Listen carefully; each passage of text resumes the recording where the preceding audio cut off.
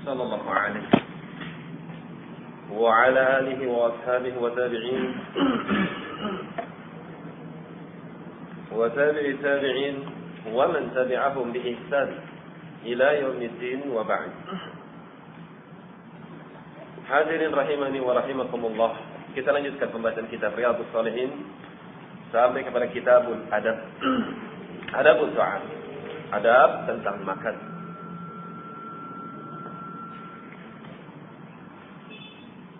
Berkata Nawawi rahimahullah, bab la ya'ibu ta'am.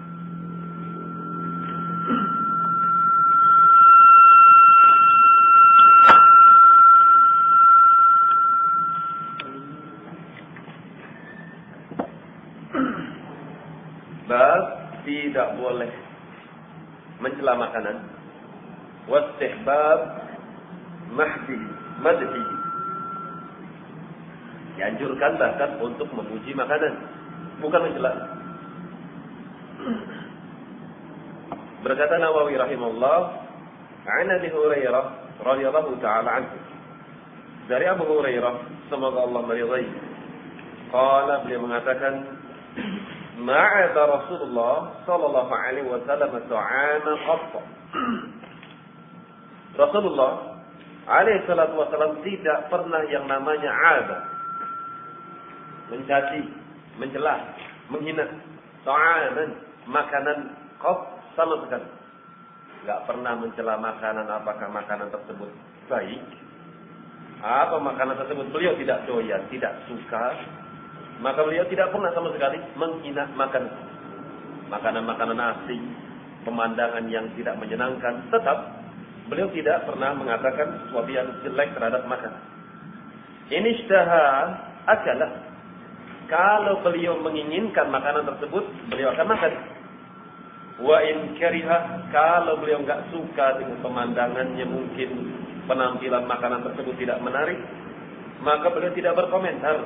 Akan tetapi tarakah, beliau akan meninggalkan makanan tersebut, tidak memakan, tanpa berkomentar macam-macam. Muttafaqun alaih. Hadis ini dikeluarkan oleh Imam Bukhari dan juga Imam Muslim rahimahumullah. Pelajaran yang kita ambil dari hadis tersebut, bahwasanya makanan-makanan yang mubah adalah makanan-makanan yang tidak pernah Rasul mencela. Selama makanan tersebut tidak pernah dicela sama Rasul alaihi salatu wasallam, maka mubah. Kalau ada suatu makanan-makanan, jenis-jenis minuman yang dicela oleh Rasul, maka makanan tersebut haram. Kemudian pelajaran yang sangat berharga dari hadis yang singkat ini, yaitu tingginya, luhurnya sifat Nabi sallallahu alaihi wasallam.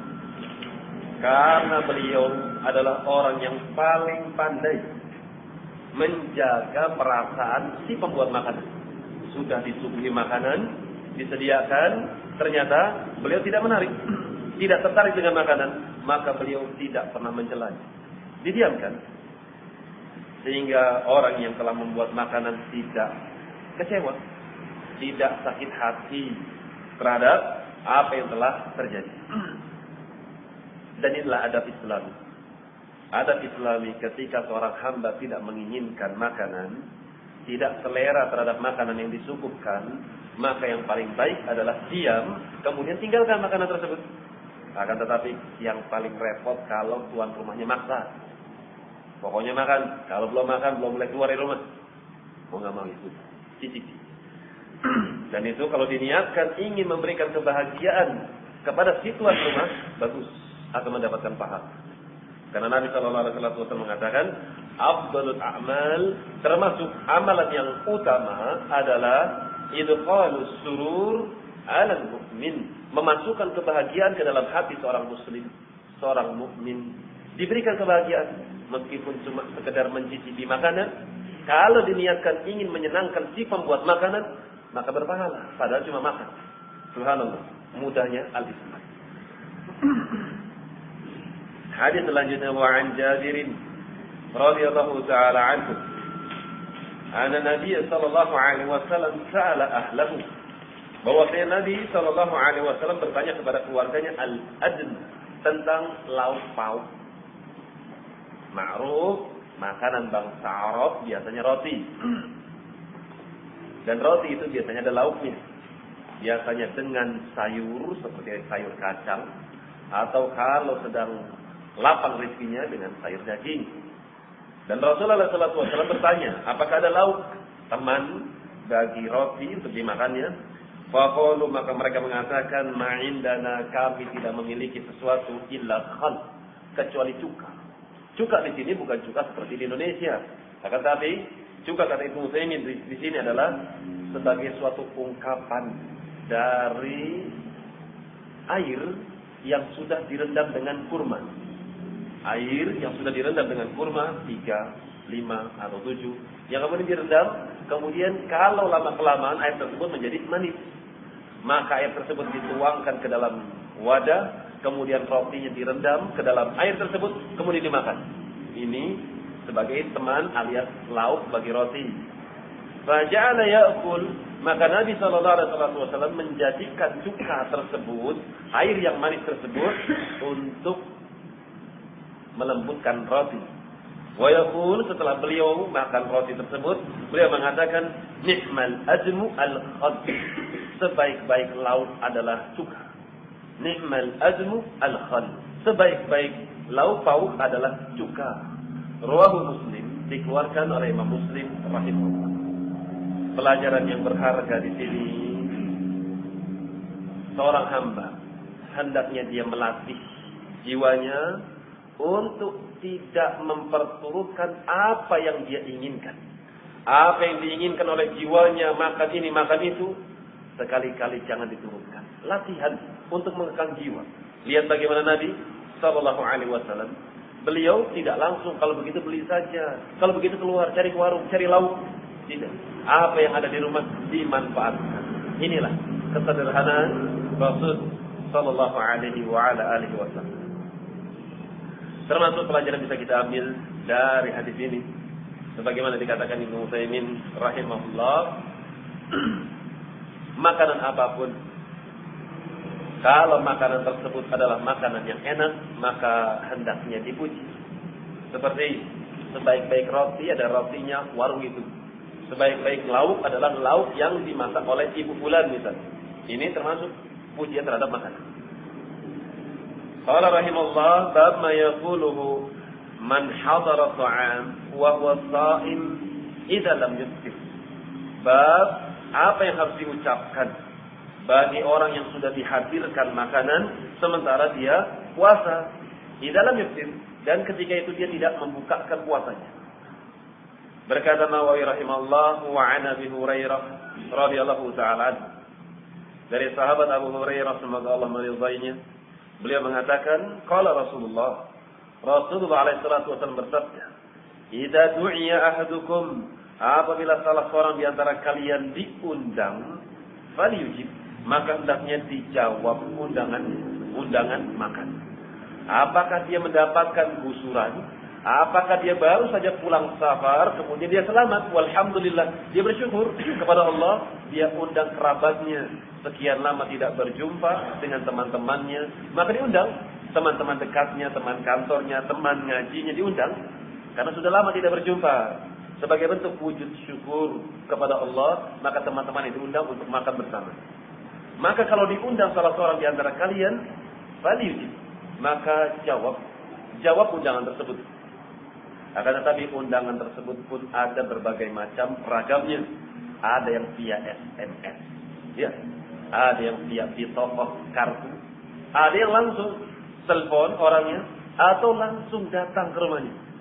Kalau sudah datang ke rumahnya, maka wajib untuk menyambut seruan tersebut. Kalau via telepon kemudian dia minta untuk dan mengharapkan kamu untuk datang, maka yang ahsan adalah tetap datang seruan atau undangan orang tersebut.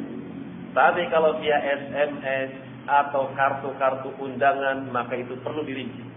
Kalau sebelumnya tidak ada hubungan sebelumnya, maka tidak dianjurkan untuk datang, alias tidak mengapa. Karena kebanyakan manusia cuma sekedar basa-basi saja. SMS, yo datang undangan makan. Ini tidak sangat mengharapkan. Cuma sekedar menyebarkan SMS, menyebarkan kartu. Bagaimana hukumnya? Apakah boleh datang? Maka jawabannya tidak mesti, harus datang. Kata Ibnu Utsaimin rahimahullahu ta'ala. Karena kebanyakan di antara mereka manusia cuma sekedar basa-basi, mujamalah. Tapi kalau betul-betul diharapkan orang ini sudah punya hubungan yang baik, kemudian dia tidak sempat menelpon, tidak sempat menziarahi, yang dia sempat hanyalah mengingat ketika di surat undangan, maka sebaiknya untuk datang. Ini kalau sifatnya cuma undangan-undangan biasa saja, undangan makan dan yang selainnya. Tapi kalau undangan-undangan pernikahan, bagaimana hukumnya? Maka hukumnya wajib ain. Hukumnya wajib ain.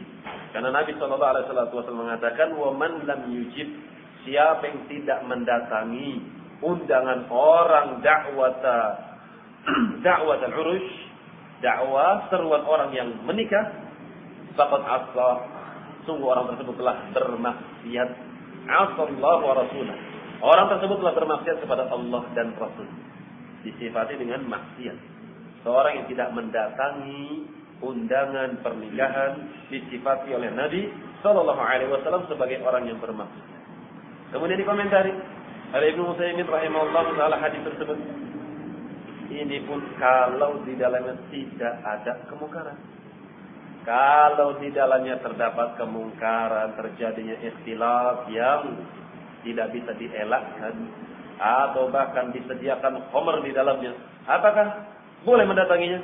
Justru sebaliknya, yang wajib bagimu untuk tidak mendatangi.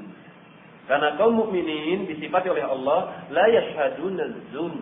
Mereka tidak pernah menghadiri, menyaksikan dzun, perbuatan-perbuatan yang maksiat.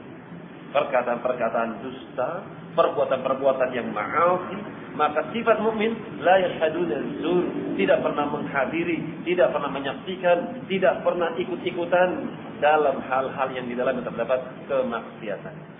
Kemudian perincian yang kedua, kalau dia diundang oleh keluarga misalnya seperti walimatul urs, kemudian kalau dia datang, dia sanggup merubah kemungkaran.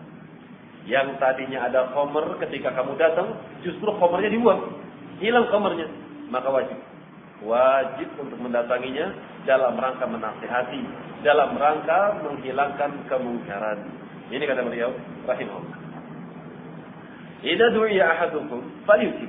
Apabila salah seorang di antara kalian diundang, falyujib, maka sambut seruan undangan tersebut, jawablah. Fa in kana sha'iman, tapi kalau kalian shaim, puasa, falyusalli, maka hendaknya salat. Apa maksudnya salat di sini? Kalau diundang, antum dalam keadaan puasa,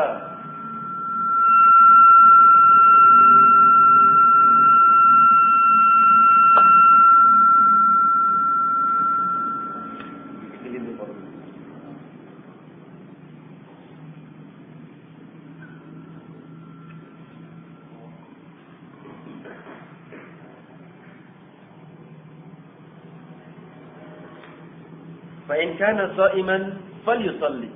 Apabila salah seorang di antara kalian diundang sementara kalian dalam keadaan sha'im, dalam keadaan berpuasa, falyusalli, maka hendaknya salat. Apa salat di sini?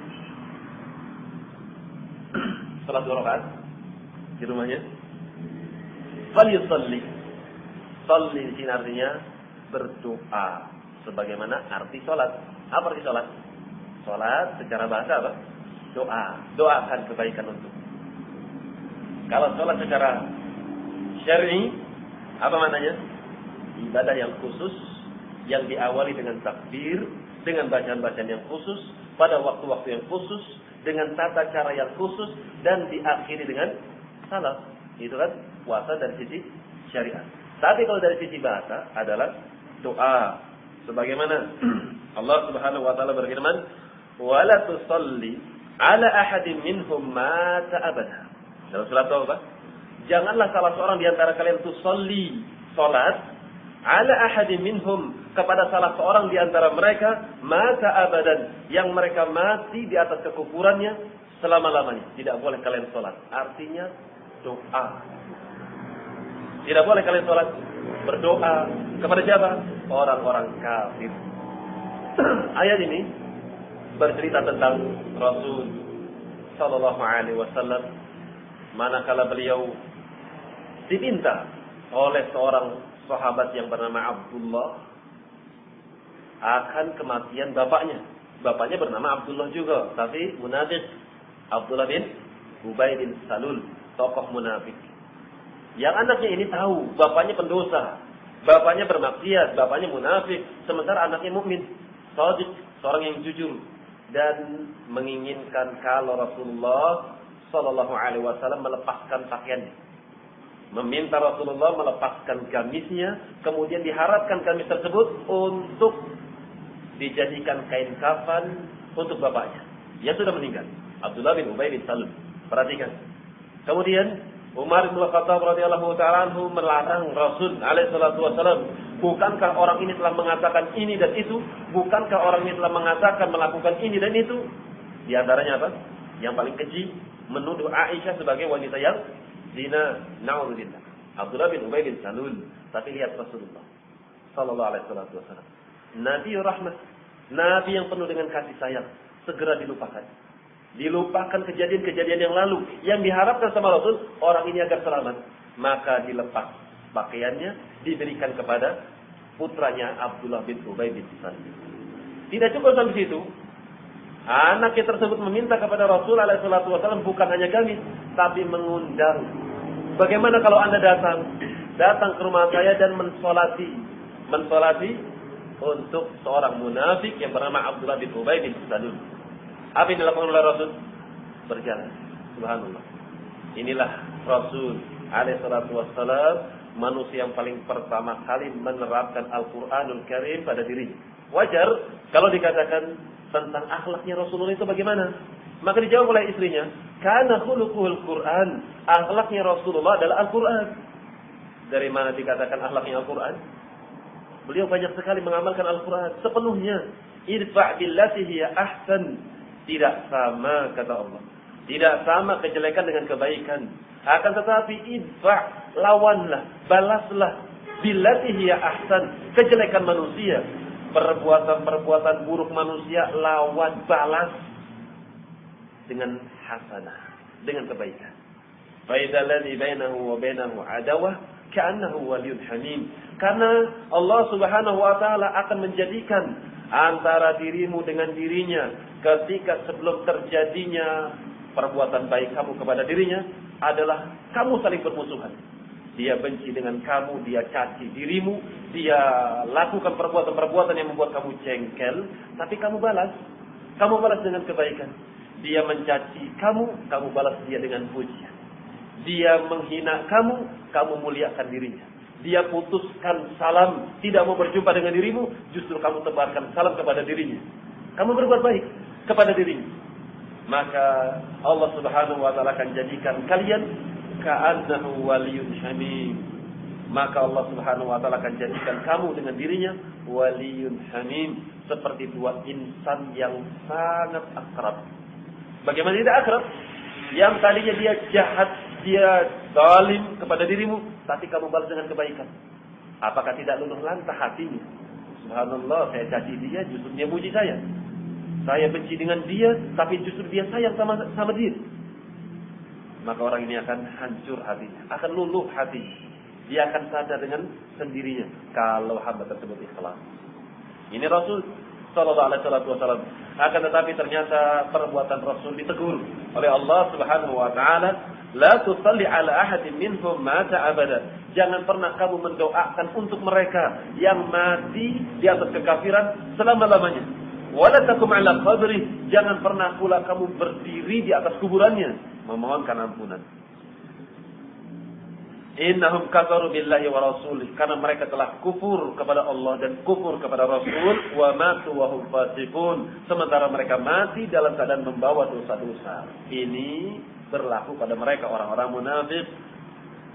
Oleh sebab itu Umar bin Khattab radhiyallahu ta'ala anhu ketika mau mensolati manusia, maka beliau akan mengecek dulu.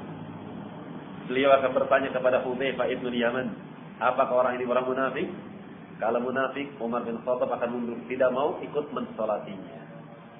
Ini mereka, para sahabat radhiyallahu ta'ala anhum. Karena haram. Tidak boleh seorang mensolati seorang yang kafir, seorang yang musyrik. Tidak diperkenankan. Sebagaimana Nabi SAW dilarang oleh Allah, maka lin nabi wala 'alal ladzina amanu ayastaghfiru lil musyrikin wala kana ulil qurba.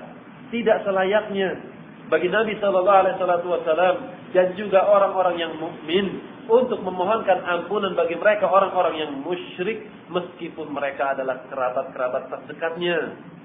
Min ba'di ma tabayyana anna lahum min ashabil jahim. Setelah jelas bagi kalian bahwasanya siapa yang mati dalam keadaan musyrik, maka mereka termasuk bagian daripada golongan ahlul jahim, neraka jahanam. Akan tapi pelajaran yang bisa kita ambil dari perbuatan Nabi, perbuatan yang sangat indah, yaitu bagaimana Nabi mudah sekali memaafkan manusia. Padahal orang ini adalah orang yang paling jahat, orang yang paling zalim kepada Nabi, menampakkan keislaman, menyembunyikan kekufuran, menampakkan kecintaan kepada Islam, tapi menyembunyikan kebencian kepada keislaman. Itu munafik. Akan tapi Rasul Sallallahu Alaihi Wasallam masih beranggapan baik. Fa in kana sha'iman falyusalli. Apabila dia diundang ternyata dia dalam keadaan berpuasa, falyusalli, maka hendaknya dia doakan kebaikan. Wa in kana muftiran falyat'am. Kalau dia muftir dalam keadaan dia tidak berpuasa kemudian mendapatkan undangan diajak makan, falyat'am, maka jawab undangan tersebut dan makanlah. Rawahu Muslim, dikeluarkan oleh Imam Muslim rahimahullah. Berkata Nawawi rahimahullah, qala al-ulama, berkata para ulama, makna falyusalli falyad'u, arti falyusalli di sini adalah falyad'u, doakan kebaikan. Kamu datangi, kemudian kamu katakan, saya sedang berpuasa, jazakallahu khairan. Ucapkan dengan ucapan yang baik. Akan tapi seorang yang berpuasa, di sini terdapat padanya 3 bagian. Bagian yang pertama, kalau dia puasanya puasa yang wajib, seperti dia puasa Ramadan misalnya, atau dia puasa yang dia mengqadha dan tidak ada waktu qadha baginya karena sebentar lagi sudah masuk Ramadan yang baru. Sementara dia punya hutang ketika itu, dia sakit, punya hutang 5 misalnya. Kemudian masuk bulan Rajab dan tinggal 5 hari lagi. Dan dia merasa bahwasanya ini adalah puasa yang harus dia bayar segera. Tidak boleh dia berhutang lagi, masuk padanya Ramadan yang baru. Maka yang ketika itu yang paling afdal adalah dia tetap berpuasa, tidak membatalkan. Kemudian yang kedua, kalau dia puasa yang sunnah, maka dia punya 2 perkara, punya 2 pilihan. Boleh baginya untuk membatalkan dan boleh baginya untuk meneruskan puasa. Ini bagian yang kedua. Kemudian keadaan yang ketiga, dia memilih. Kalau makanan tersebut adalah makanan yang sudah dibuat spesial untuk dirinya, sementara dirinya puasa sunnah. Dan kalau dia menolak ajakan makan tersebut, maka ini akan memberikan bekas yang tidak baik kepada orang yang telah mengundangnya, orang yang telah membuatkan makanan khusus untuk dirinya. Maka yang aula, yang lebih afdal, dia batalkan puasanya, menghormati undangan temannya. Dia makan, dia batalkan puasanya. Walau a'lam bishawab. Wa in kana muftiran, kalau dia muftir, seorang yang muftir, seorang yang memang tidak berpuasa kemudian diundang, maka sudah seyogianya dia makan.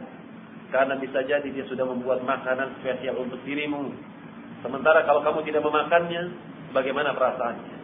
Belum lagi makanan tersebut kalau tidak termakan bagaimana? Akan menjadi mubazir. Maka yang paling afdal adalah untuk memakannya.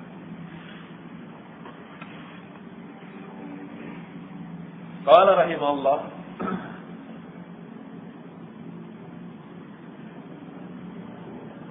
dan seyogianya bagi seorang muslim untuk menjaga perasaan saudaranya.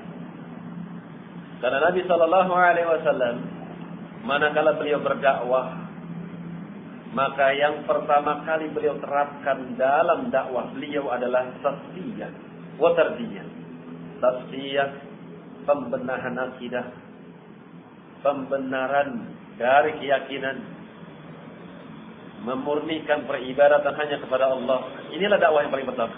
Dakwah tauhid. Mengesahkan seluruh peribadatan hanya untuk Allah semata, tidak kepada yang selainnya. Ini dakwah selama 13 tahun di kota Makkah. Kemudian, manakala keimanan sudah menancap ke dalam dada-dada para sahabat, apa yang dilakukan oleh Nabi sallallahu alaihi wasallam? Mempersaudarakan ukhuwah al-islamiyah. Ada di antara mereka yang dipersaudarakan, di antaranya Umar bin Khattab dengan Nabi sendiri. Demikian pula ada di antara mereka Abdurrahman ibn Auf al-Makki, orang Mekah, disaudarakan oleh Rasul sallallahu alaihi wasallam dengan Sa'ad ibn Rabi' al-Ansari, orang Madinah. Yang subhanallah, yang mereka tidak punya garis keturunan, artinya bukan satu kakek, bukan satu nenek, akan tetapi karena persaudaraan mereka subhanallah, ketika mereka sudah dipersaudarakan karena keimanan, karena keislaman, maka mereka rela untuk saling mewarisi. Padahal tidak ada garis keturunan, tidak nyambung. Akan tapi perhatikan bagaimana ukhuwah mereka terjalin oleh Nabi sallallahu alaihi wasallam. Bahkan yang menakjubkan yaitu Sa'ad bin Rabi' radhiyallahu taala anhu, yang ketika itu beliau memiliki 2 orang istri, yang ketika itu pula beliau termasuk orang yang kaya, juragan Ansar. Kemudian mengatakan kepada Abdurrahman, sesungguhnya inilah aktsarul ansari malan. Sesungguhnya saya adalah termasuk orang Madinah yang paling banyak hartanya. Dan saya punya 2 orang istri. Maka khudh min mali istri. Maka hendaknya ambil hartaku sebagian. Saya punya harta sekian, saya akan belah 2, kemudian saya akan berikan untukmu setengah, sisanya untuk saya setengah. Dan saya punya 2 orang istri, silakan bagimu untuk melihatnya. Mana yang paling a'jabuk, mana yang paling mengagumkan dirimu, yang menjadikan dirimu terkagum-kagum melihat kecantikan istriku, pilih yang paling cantik, maka saya akan ceraikan. Kemudian kalau sudah habis waktu iddahnya, silakan kamu menikah dengan diri. Masya Allah. Bukan kesempatan, wah saya punya 2 orang istri, ini saya sudah bosan satu, buat antum. Tidak demikian. Tapi silakan, yang paling cantik ambil untuk. Masya Allah. Akan tapi Abdurrahman ibn Auf radhiyallahu taala seorang yang ifah, afif, seorang yang mulia. Beliau mengatakan, barakallahu lak, semoga Allah memberikan berkah kepada dirimu. Wa fi ahlik, dan juga untuk keluargamu. Wa fi malik, dan juga untuk hartamu. Semoga Allah memberkahi kepada dirimu semuanya. Dullani ala suq, tunjukkan saja kepada saya kemana pasar. Di manakah pasar? Maka ditunjukkan itu pasar Yahudi. Maka Abdurrahman ibn Auf jualan minyak samin, jualan keju, jualan mentega, sampai-sampai dikabarkan, tidaklah aku mengangkat sesuatu kecuali di situ ada emas dan perak. Apa maksudnya? Angkat kitab, ada emasnya. Angkat gelas, ada peraknya. Apa maksudnya? Tidaklah beliau berniaga kecuali menguntungkan. Itu maksudnya. Abdurrahman ibn Auf radhiyallahu taala. Karena tadi ucapannya subhanallah, nasihat beliau kepada kita. Seorang juragan kaya, Abdurrahman ibn Auf, beliau katakan, "Ubtulina bil faqr, sabarna."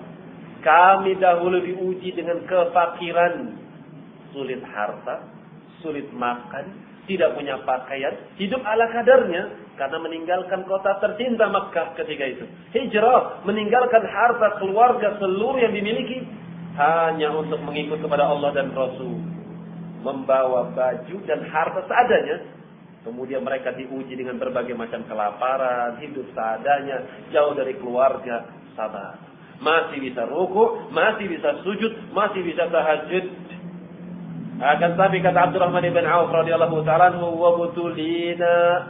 Akan tetapi kemudian kami diberikan ujian bil ghina, dengan kekayaan, walan nasbir, ternyata kami enggak sabar. Kenapa ya kawan? Diberikan kefakiran, kami masih bisa sabar, masih bisa khusyuk, masih bisa khudu, masih bisa angkat tangan kepada Allah, masih banyak sholatnya, masih banyak ta'limnya, masih banyak baca Qur'annya. Tapi manakala Allah memberikan kekayaan kepada kami tidak sabar. Kenapa? Orang kaya itu banyak acara. Mau ini, mau itu, belum ini, belum itu, akhirnya sholatnya terganggu. Akhirnya salingnya pun terganggu karena banyak acara. Sudah banyak uangnya. Beli ini, beli itu, belum jadwal ini dan jadwal itu. Ini Abdurrahman bin Auf, lantas bagaimana dengan kita? Allahul musta'an. Itulah mereka, para sahabat radhiyallahu taala anhum, yang mereka dididik oleh Nabi sallallahu alaihi wasallam dengan pendidikan yang luar biasa. Pendidikan Islam yang mengajarkan kepada qanaatan, yang mengajarkan kepada hidup apa adanya. Karena mereka tahu sangat pasti bahwasanya dunia itu ibarat tunggangan. Yang namanya tunggangan bukan tujuan, akan tapi sarana yang akan menghantarkan kepada tujuan.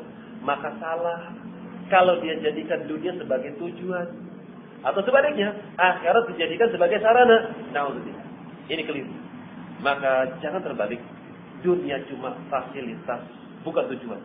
Sementara yang namanya tujuan adalah lebih mulia daripada sarana. Kemudian mereka saling ta'akhi, saling bersaudara, saling merasakan satu dengan yang lainnya. Itulah pendidikan nubuwah. Yang pertama penanaman akidah, yang kedua adalah ukhuwah al-islamiyah. Maka dijaga yang namanya ukhuwah islamiyah. Itu merupakan nikmat Allah Subhanahu wa taala. Di antara bentuk-bentuk penjagaan ukhuwah al-islamiyah, kalau diundang oleh saudaramu yang dia sangat mengharapkan kehadiranmu, maka hendaknya hadir, datang. Sebagai bentuk menyenangkan hati saudaramu, sebagai bentuk mempererat ukhuwahmu. Sudah ya. Wallahu ta'ala alam bis-shawab. Subhanakallahumma rabbana wa bihamdik, asyhadu an la ilaha illa anta astaghfiruka wa atubu ilaik. Tafadhalu barakallahu fikum.